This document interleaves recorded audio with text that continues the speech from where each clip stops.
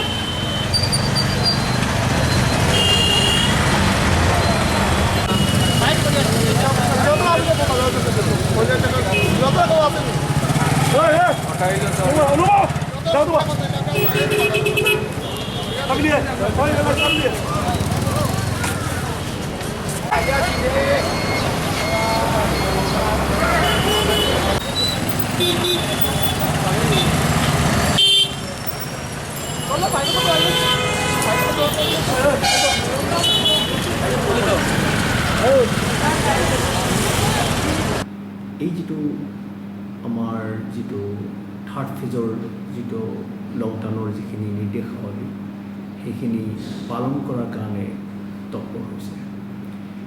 এই দিশত আমাৰ অলৰেডি বিভিন্ন জেগাত আমাৰ চেকিং আগৰ পৰাই ষ্টাৰ্ট হৈ আছে। আমাৰ বিশেষকৈ আমাৰ যিহেতু ডিষ্ট্ৰিক্টৰ লগতে লাগি আছে ত্ৰিপুৰা, মিজোৰাম, মেঘালয়, গতিকে এইবিলাক নেইবাৰিং ষ্টেটৰ পৰা বিভিন্ন সময়ত যিখিনি তাত আবদ্ধ হৈ আছিলে ষ্টেণ্ডাৰ্ড লেবাৰ বা ৱৰ্কাৰ, তেওঁলোকো আহি আছে। তেওঁলোকৰ মেডিকেল চেকআপ প্লাছ তেওঁলোকৰ যিখিনি ৰেকৰ্ড মেইনটেনেঞ্চ, কোৱাৰেণ্টাইনৰ ব্যৱস্থা এইবিলাক সকলোখিনি কৰা হৈছে। এই ক্ষেত্ৰত আমাৰ এটা ইনষ্ট্ৰাকশ্যন আছিলে আৰু সেইমতে আমাৰ যিখিনি ধৰক ৰিলিজিয়াছ কোনো ধৰণৰ গেডাৰিং হ'ব নালাগিব, আমাৰ যিখিনি দোকান খোলাৰ ক্ষেত্ৰত যিটো কিছুমান নিয়ম বান্ধি দিয়া হৈছে, হাট, বজাৰ, মাছৰ বজাৰ এইবিলাক ট'টেলি বন্ধ কৰিবলৈ কোৱা হৈছে।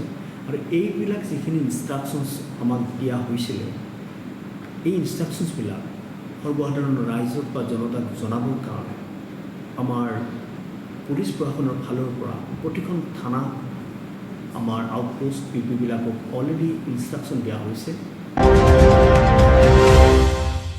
করিমগঞ্জের ঘোড়ামারায় ট্যাগ শিক্ষকের হাতে খুন প্রাক্তন সিআরপিএফ জওয়ান।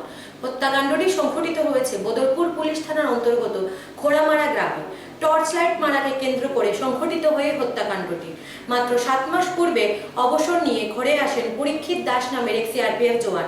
1109 নম্বর শেকি কানিশাইলের টেক শিক্ষক পিনাক দাস নিজের এক নিকটাত্মীয়কে সাথে নিয়ে গিয়ে ধারালো দা দিয়ে কুপিয়ে হত্যা করেছেন বলে অভিযোগ করেছেন সিআরপিএফ এর পরিবারের সদস্যরা। ঘটনার পরবর্তীতে ঘটনাস্থলের থেকে পালিয়ে যেতে সক্ষম হয় টেক শিক্ষক পিনাক দাস। বদরপুর পুলিশ থানার অফিসার ঘটনাস্থলে উপস্থিত হন এবং প্রাথমিক তদন্তের পর মৃতদেহ মরণাত্মক পরীক্ষার জন্য করিমগঞ্জ অসামরিক চিকিৎসালয়ে প্রেরণ করেন। এই ঘটনা নিয়ে এলাকায় চাপা উত্তেজনা বিরাজ করছে।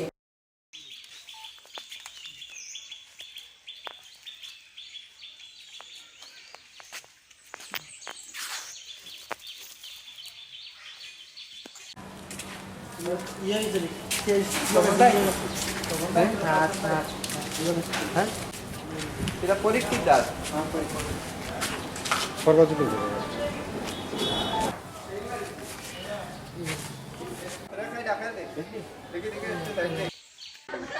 বার পরে খাবার থেকে উঠিয়া পয়সা আমরা ওখানে মানে লাগা বাড়িতে গরু রাখে, মানে জার্সি গাই নিয়ে রাখে আমরা বাড়িতে, মানে গড় বানানো হয়েছে না এখনো। শেড করার ওখানেও একটা গড় বানাইছে, ওখানেও এক রাউন্ড যায়, ওখানেও ইট রাখা, তার ইট বালি পাঁচশোটা রাখা, রোড আছে, ওখানেও যায়, গাই দেখাতে যায় ওখানে। আর আমার বাড়ি ওই দিন গাই দেখাতে দিকে আর গেছে না, না গিয়া খেয়ে জানি না, খেতার হইয়া গেছে এইদিকে ফুলোর দিকে। তো ইয়া গিয়া ওই যে প্রীতম মাস্টর তোমার ওখানে ফুলোর ওখানে আছে ফুলোর উপরে আসিল। তারপরে টর্চ লাইট মারছে, কইছে সে টর্চ লাইট মারছে, কোয়ার পরে তোমার কইছে আমি কই টর্চ লাইট তারা কিতা টর্চ লাইট লিয়ে কিতা কথা কাটাকাটি হয়েছে। ওয়ার পরে তারে কিতা করছেন ও ব্রিজের ওখান থেকে গিয়া নিচে লামাইয়া লইয়া গেছেন। তার হাকি আর হে হাকিয়ে তার লাগে মানে ঠেলা ধাক্কাত লাগছেন, হে বাড়ির থেকে গিয়া দা নিয়া পিছন দিকে মারিয়া মাথা টোকা উড়াই দিছে। সোমবার আসাম ত্রিপুরা রাজ্যে বহু মানুষ যারা লকডাউনে দু রাজ্যে আটকে পড়েছিলেন তাদের নিজের রাজ্যে ফিরিয়ে দেন উভয় রাজ্যের প্রশাসন। করোনা ভাইরাসের প্রাদুর্ভাবের পূর্বে অসমের বহু লোক পারিবারিক সূত্রে ত্রিপুরাতে অবস্থান করেছিলেন এবং এইভাবে ত্রিপুরা রাজ্যের মানুষও অসমের বিভিন্ন জেলায় অবস্থান করেছিলেন, কিন্তু দীর্ঘ লকডাউনের কারণে ভুক্তভোগী মানুষগুলো ওই এলাকাতেই আটকে পড়েছিলেন। অবশ্য উভয় রাজ্য প্রশাসনের তৎপরতায় নিজ নিজ রাজ্যে ফেরেন মানুষজন। সকাল 6টা থেকে রাত 10টা অবধি আসামে আটকে পড়া ত্রিপুরার বাসিন্দারা প্রায় 80 জন ত্রিপুরাতে প্রবেশ করতে সক্ষম হন। অপরদিকে ত্রিপুরাতে একইভাবে আটকে পড়া আসামের বিভিন্ন জেলার 77 জন মানুষ ত্রিপুরা থেকে আসাম ফেরত যান। আজকের এই যাত্রী আদান প্রদান প্রক্রিয়ায় ত্রিপুরা রাজ্যে উপস্থিত ছিলেন উত্তর ত্রিপুরা জেলা শাসকের কর্মী এবং পুলিশ প্রশাসন। অপরদিকে ত্রিপুরা আসাম সীমান্তের আসাম চুরাইবাড়ি থানা এলাকাতেও পুলিশ প্রশাসন ছাড়াও জেলার ডিসি উপস্থিত ছিলেন। দু রাজ্যের আদান প্রদান প্রক্রিয়ার কারণে শত শত বহিরাজ্যের লরি ঠায় দাঁড়িয়ে থাকে বহু ঘন্টা। সেই জন্য কদমতলা ব্লক আধিকারিক, পঞ্চায়েত সমিতির চেয়ারম্যান সুব্রত দেব এবং স্থানীয় শাসক দলের নেতৃত্বে সকাল থেকে ঘটনাস্থলে অবস্থান করেছিলেন সকলে। ত্রিপুরা থেকে ভানুচন্দ্রের প্রতিবেদন। খোয়াই তো কিচ্ছু নাই বুঝছো নি।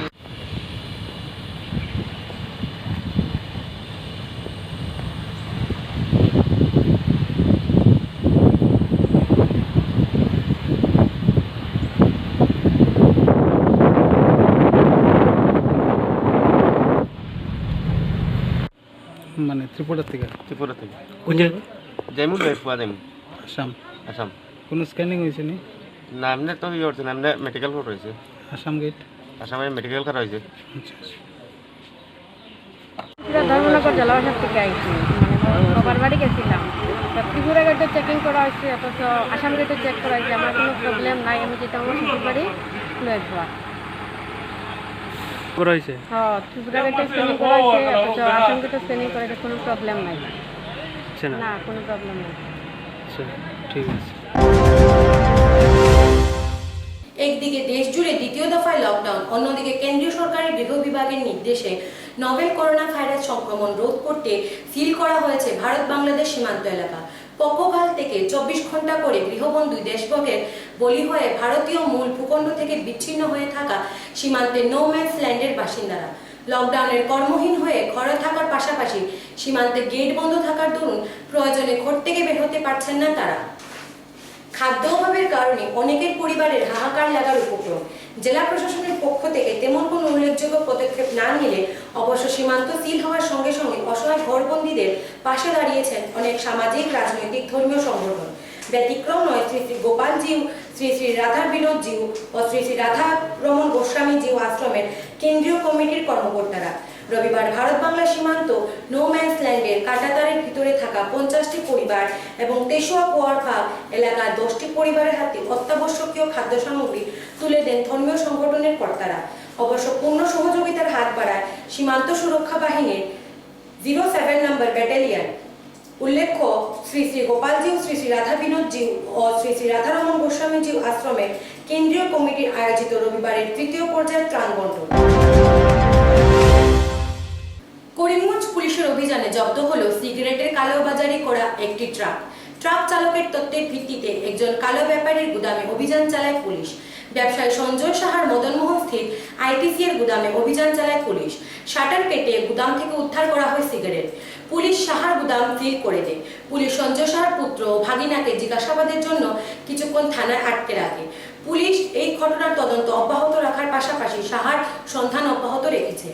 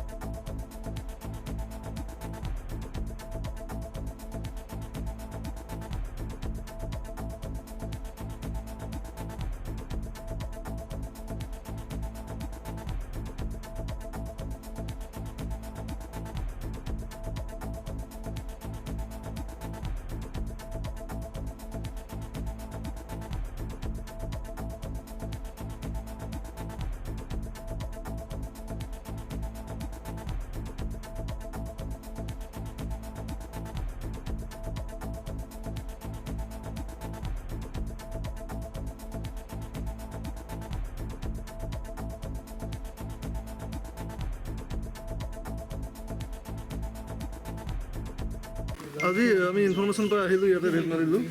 চিগাৰেট 3 বক্স ফুল চিগাৰেট আৰু 4 বক্স হাফ চিগাৰেট আমি পালোঁ। এইখিনি এতিয়া চিজাৰ লিষ্ট বনাই আছে, চেজ কৰি লৈ যাওঁ। 3 পেকেট ফুল, 3 কাৰ্টুন পূৰা ফুল আৰু 4 কাৰ্টুন হাফ। ইণ্ডিয়াৰে চিগাৰেট যিটো দেখা হৈছে, আৰু কেইটামান অলপ সন্দেহযুক্ত আছে, সেইখিনি ভেৰিফাই কৰি আছে এতিয়া পুলিচে। লকডাউনৰ সময়তে তেখেতে এইবিলাক ৰাখিব পাৰেনে? তেওঁ তাকে এই ৰাখিব নোৱাৰে, সেইকাৰণে আজি চিজ কৰা হ'ল সিহঁতৰ। শুনা পাইছোঁ, আমি ইনফৰমেশ্যন পাইছিলোঁ যে বেছি আছে, এনেকৈ ব্লেক কৰি আছে। সেই ইনফৰমেশ্যন পাই আমি আহিলোঁ, আহি কিনে ৰেড মাৰিলোঁ। কৰা নাই, চাবিটো দিয়া নাছিলে, সেইকাৰণে আমি আহি কিনে ভাঙিবলৈ হ'ল। মানে একচুৱেলি এটা ইনফৰমেশ্যন আছিলে যে এখন সেইটো 407 গাড়ী এখন, তো আমাৰ যে এইটো গ'ডাউনৰ মাল লোড কৰি পেলাই গৈ আছে, সেইটো আমাৰ চ'ৰ্চ ইনফৰমেশ্যন আছিলে। আৰু সেই চ'ৰ্চ ইনফৰমেশ্যনৰ ওপৰত বেছ কৰি পেলাই আমি কৰিমগঞ্জ পুলিচৰ টীম আমি ইয়াত আছিলোঁ, ডিউটিত চেক পইণ্টত আছিলোঁ। টাৰ্গেট আছিলে এই গাড়ীখন, আৰু সেই সন্দেহ মৰ্মে সেই গাড়ীখন আমি চেকিং পইণ্টত ৰখাৰ অন্তত যেতিয়া আমি চেক কৰিলোঁ, চেক কৰাৰ পিছত তাত অলৰেডি কেইটামান কাৰ্টুন তাত পোৱা গৈছে, আৰু তাত ড্ৰাইভাৰৰ যিটো ষ্টেটমেণ্টৰ ওপৰত বেছ কৰি পেলাই আমি বাকীখিনি কাৰ্যব্যৱস্থা কৰিলোঁ। বিচাৰিছিলোঁ যে ইয়াৰ যিটো অ'নাৰ, গ'ডাউনৰ যিটো অ'নাৰক আৰু তেওঁৰ চাবি গ'ডাউনৰ, এই দুটা বিচাৰিহে আমি তেওঁৰ ঘৰলৈকে গৈছিলোঁ। কিন্তু তেনেকুৱা ধৰণৰ সঁহাৰি তেওঁৰ পৰিয়ালৰ পৰা বা তেওঁৰ ঘৰৰ পৰা আমি নাপালোঁ।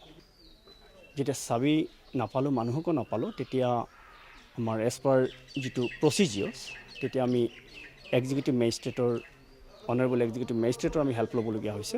আৰু তেখেতৰ উপস্থিতিত, আৰু তেওঁলোকৰ যিটো গ'ডাউনৰ যিটো মালিক, তেওঁলোকৰ মানে মেম্বাৰ্ছৰ, ফেমিলিৰ মেম্বাৰৰ উপস্থিতিত বা তেওঁলোকৰ কৰ্মচাৰীৰ উপস্থিতিত আমি গ'ডাউনৰ যিটো দৰ্জা আছে, সেই দৰ্জাখন খোলাৰ ব্যৱস্থাটো কৰিছোঁ।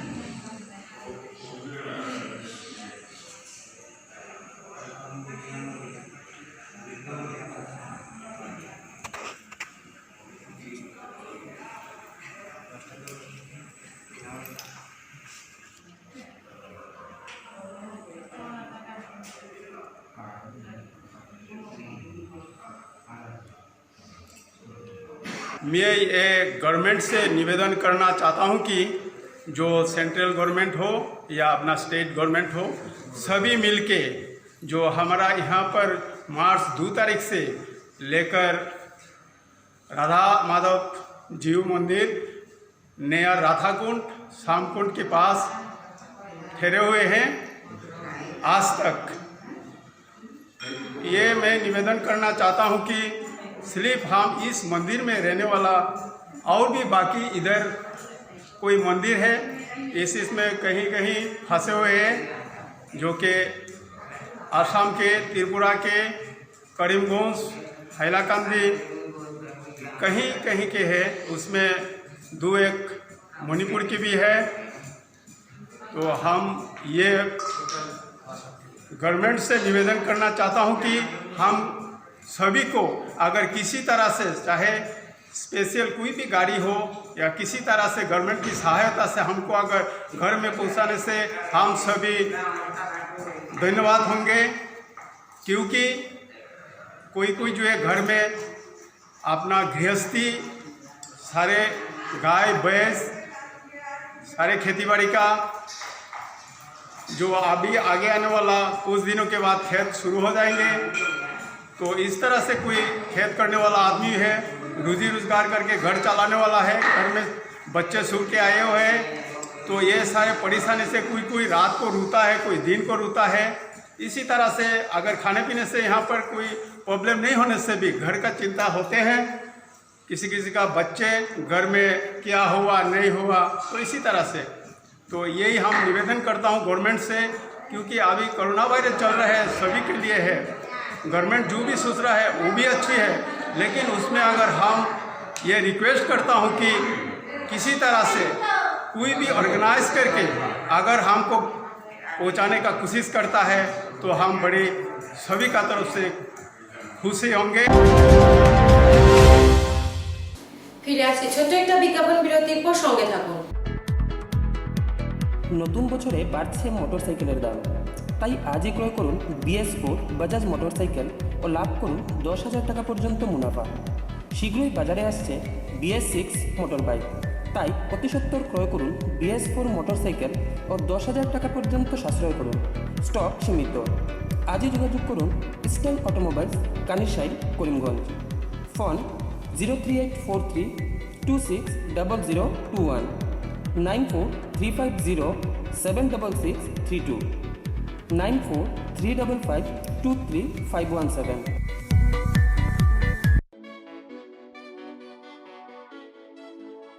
করিমগঞ্জে প্রথমবারের মতো শীততাপ নিয়ন্ত্রিত কক্ষ ও শীততাপ নিয়ন্ত্রিত রেস্টুরেন্ট ও অত্যাধুনিক সুযোগ সুবিধা নিয়ে আপনাদের সেবায় হাজির হোটেল চন্দন।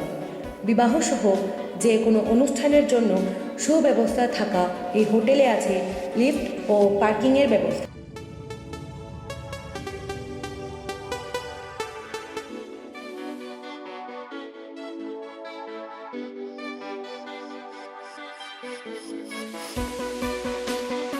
যোগাযোগের ঠিকানা হোটেল চন্দন, নিয়ার বিশাল Megamart, station road. দূরভাষ 6281065013।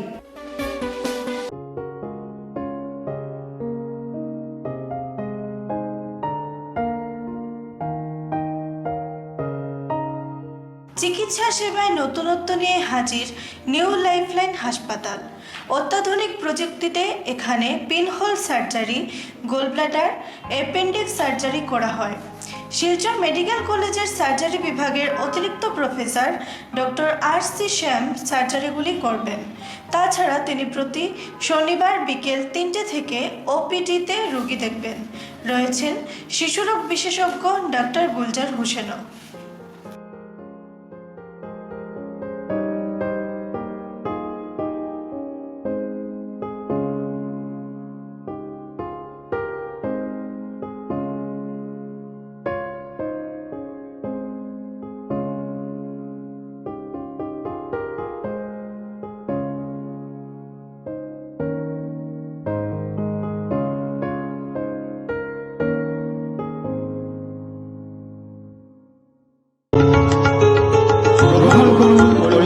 Wholesale cooperative stores তথা সহযোগীর আন্তরিক অভিনন্দন।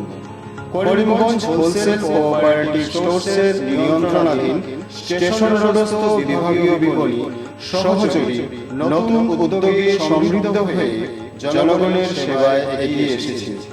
তুলনামূলক কম মূল্যে নিত্য প্রয়োজনীয় দ্রব্য সামগ্রীর যোগান অব্যাহত রাখতে সহযোগী কর্তৃপক্ষ বদ্ধপরিকর। জেলার সমবায় আন্দোলনকে জোরদার করে তোলার ক্ষেত্রে করিমগঞ্জ হোলসেল কোঅপারেটিভ স্টোর্স তথা সহযোগী কর্তৃপক্ষ সকলের আন্তরিক ও সক্রিয় সহযোগিতা কামনা করে। নতুন আঙ্গিকে বাস্তব পরিকল্পনা নিয়ে সহযোগী স্টেশন রোড, করিমগঞ্জ আপনাদের সেবায় সদা প্রস্তুত। তামিলনাড়ুতে কাজ করতে গিয়ে নিহত হলো করিমগঞ্জের এক যুবক। চাকরি সূত্রে অন্য দুজন যুবকের সাথে তামিলনাড়ুতে থাকতো নিলামবাজারের সজল নাথ। কিছুদিন পূর্বে কোন অজ্ঞাত কারণে দুর্লভচড়ার বৈষ্ণব পদবীর এক সহকর্মীর সাথে বিবাদ বাঁধে তার। রাতের বেলা ঘুমন্ত অবস্থায় দুর্লভচড়ার ছেলেটি তার উপর প্রাণঘাতী হামলা চালায় এবং এতে ঘটনাস্থলেই প্রাণ হারায় যুবকটি। প্রথম অবস্থায় তামিলনাড়ু থেকে মরদেহ করিমগঞ্জে পাঠানো হবে বলে জানানো হয়, কিন্তু পরবর্তীতে 1 লক্ষ টাকা দাবি করে তামিলনাড়ু সরকার বিষয়টি নিয়ে সরব হলেন উত্তর করিমগঞ্জের বিধায়ক কমলাক্ষ দে পুরকাইত। তিনি মৃতের পরিবারের লোকেদের সঙ্গে নিয়ে সাক্ষাৎ করেন করিমগঞ্জের জেলা শাসকের সাথে। শীঘ্র মরদেহ আনতে জেলা শাসকের পদক্ষেপ দাবি করেন বিধায়ক।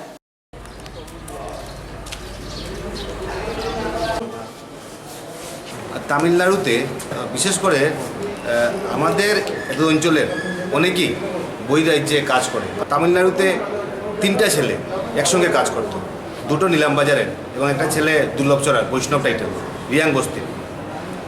সামান্য কিছু একটা ব্যাপার নিয়ে কথা কাটাই হয় এবং রাত্রেবেলা ঘুম থেকে উঠে এই 2টাকে গুরুতরভাবে আঘাত করে। একটা তো স্পট ডেড হয় এবং আরও একজন যে ছেলেটা, প্রথমটা সজল নাথ, সে স্পট ডেড হয়। ও ছেলেটার নামও নাথ, ও এখন মোড়ে মোড়ে অবস্থায়। তো এই অবস্থায় ডিসির সঙ্গে যোগাযোগ করলাম, উনিও তামিলনাড়ু থেকে।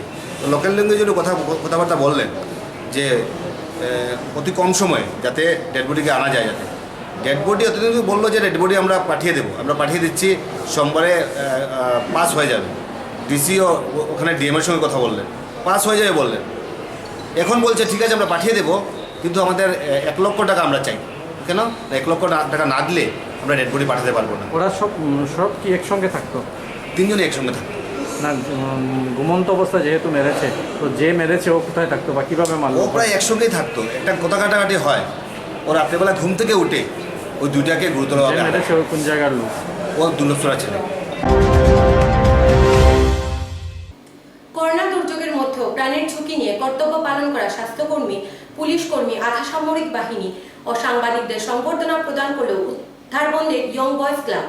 সোমবার সকালে উধারবন্দ থানা প্রাঙ্গণে পুলিশ প্রশাসনের কর্মকর্তা, দমকল বাহিনী সহ উধারবন্দের 6 সাংবাদিককে সংবর্ধনা প্রদান করেন তারা। পরে আধা সামরিক বাহিনীর কর্মকর্তা সহ উধারবন্দ ব্লক প্রাথমিক স্বাস্থ্য কেন্দ্রে কর্তব্যরত স্বাস্থ্যকর্মীদের সংবর্ধনা জানান তারা।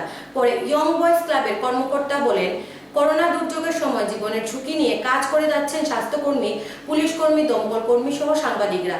তাই তাদেরকে সম্মান জানাতে ক্লাবের পক্ষ থেকে এমন উদ্যোগ হাতে নেওয়া হয়েছে বলে জানান তারা।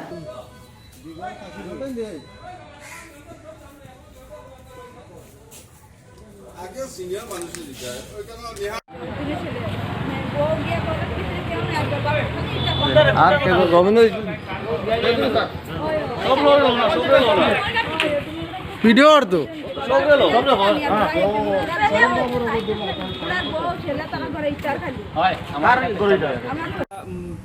যেমন ডক্টর, নার্সেস বা আশাকর্মী বা আমাদের উদারবন্দের এই পুলিশ কর্মী, অফিসার যেরকম অক্লান্ত পরিশ্রম করেছেন এই লকডাউনের সময়সীমার, যারা আজকে আমরা উদাহরণবাসী গর্বিত, যারা আমরা মেনে চলেছি, এত সুন্দরভাবে সুষ্ঠুভাবে সম্পন্ন হয়েছে।